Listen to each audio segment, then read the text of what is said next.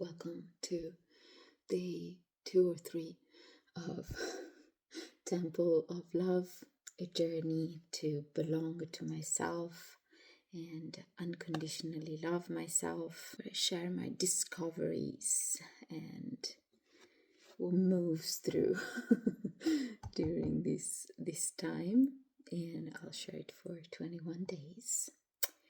So I want to talk a little bit about my relationship with movement while I'm making coffee. So I just finished my movement practice, then I washed my hair.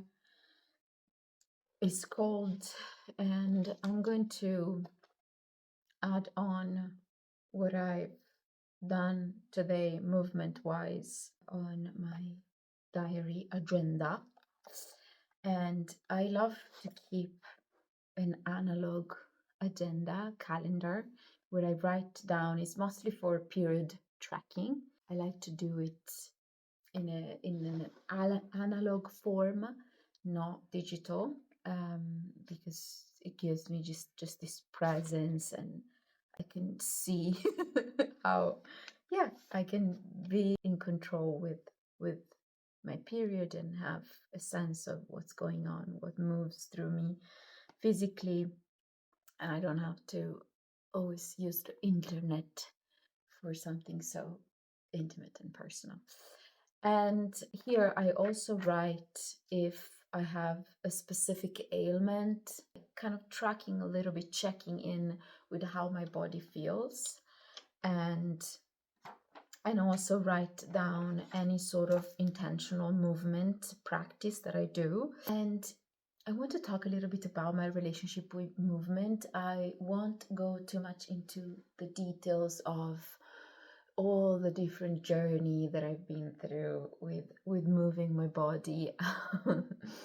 And when I talk about movement, I talk about like a practice, an intentional movement practice, and it can be any sort of sport.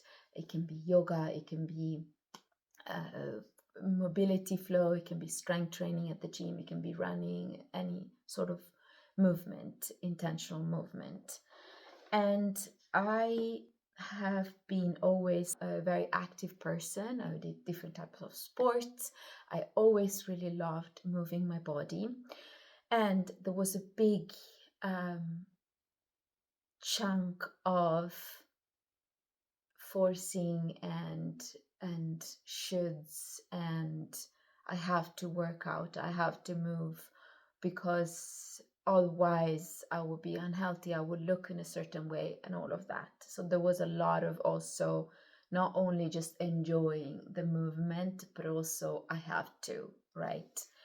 And in the past 2 years, things changed drastically for me. I had been struggling for 5 years now, since actually 2020. So six years, but this year, hopefully, I've been having chronic back pain, sciatica pain.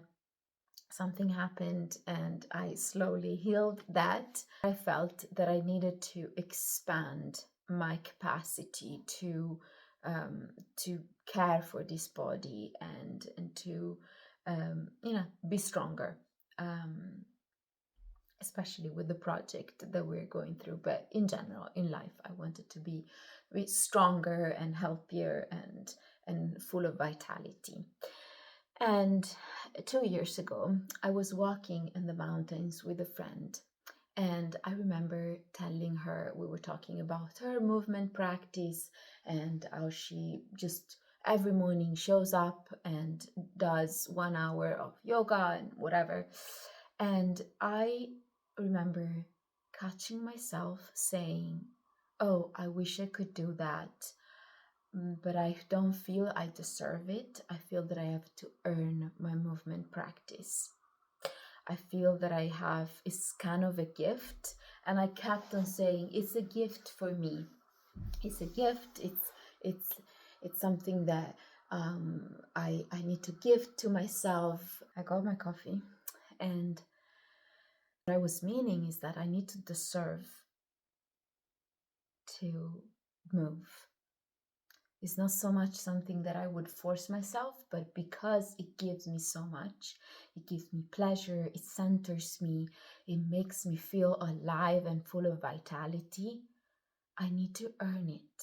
I need to deserve it. And it's interesting, this word, deserving, it has this deserve. It's like to stop serving, right? So you have this window where you are allowed to stop serving and you can, enjoy your life. That's the meaning of the word for me. And I realized that there was some unpacking to do. And I really felt a lot of compassion for the me that actually realized that I love moving. It's not something that I need to force myself to do. It's all about showing up.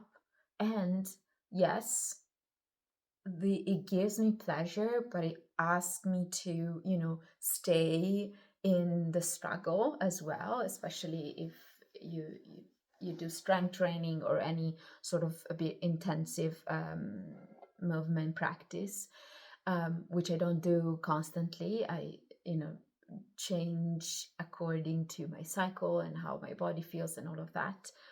But I really remember this feeling of, I can see movement and my movement practice as my birthright, as a non-negotiable. It doesn't have to be something that I earn.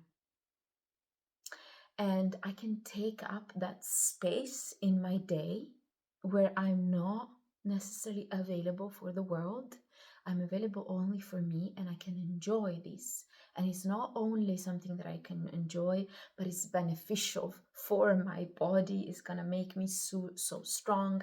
It's going to give me a glow that is going to reverberate into my relationships, into my routines and animals and house and all of that. And so I began this reprogramming a little bit the way I saw this showing up every day as really not something that I had to do, not something that I had to earn, but something that I could actually truly enjoy. And it was my birthright. It was a non-negotiable. And something that I could take for granted, something that I could just do, and there's no end of the world if I show up every day on my mat. And that really changed the way I engaged with movement. And it's not something that I realized at some point.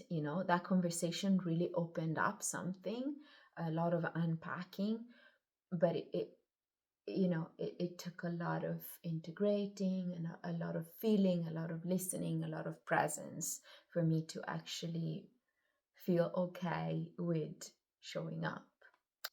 And there was another layer, and this video is very long, but I'll share this too. There was another layer that really needed to be unraveled, dismantled, unfolded, unpacked. And it was the layer of, I need to look in a certain way if I want to share that I'm doing this. So I fear that if I would share with friends and family that I move every day, that I'm very active, that I'm working out every day in a certain way, that they would look at my body and scan my body and be like, you don't look like a person who moves every day. Okay, so there was also this fear of being judged and scanned for the way I looked, connected to my movement practice. And something that I kind of kept for myself, like I didn't share that much, didn't share with the world, with people, with my friends, that I actually work out every day, that I move my body every day. I kept it for myself, and it was very important to keep that for myself, because it's, for me, it's not the performance, it's not, for the world to applaud me. It's for me. However, sometimes people give me unsolicited advices around my body, and I wish right now, I want to say I have a movement practice, I have a routine, I know how to take care of my body. I don't need feedbacks unless I'm asking that. And before I was afraid that if I would share that I'm actually a very active person, people will be like, then why are you curvy? Why are you whatever, all the conditioning and the judgment that I had towards myself, I would project them on others. Probably there are many other people who are feeling similar patterns and layers of the relationship with movement. And for me, movement and nature are the most important channels of expression and of centering, and they're very regulating for me. They really regulate me and support me so much. I wanted to expose or deconstruct this narrative of we need to look a certain way. If we're moving this much, we need to deserve it or struggle through it.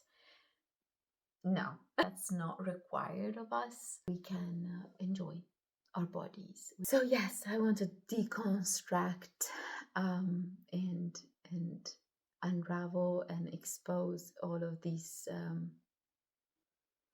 layers, and they definitely sometimes are still there, but I look at all of those conditionings and programming with a lot of compassion and a lot of love for that version of me that had that way of interacting with movement. So thank you for listening. This was a long one. See you tomorrow.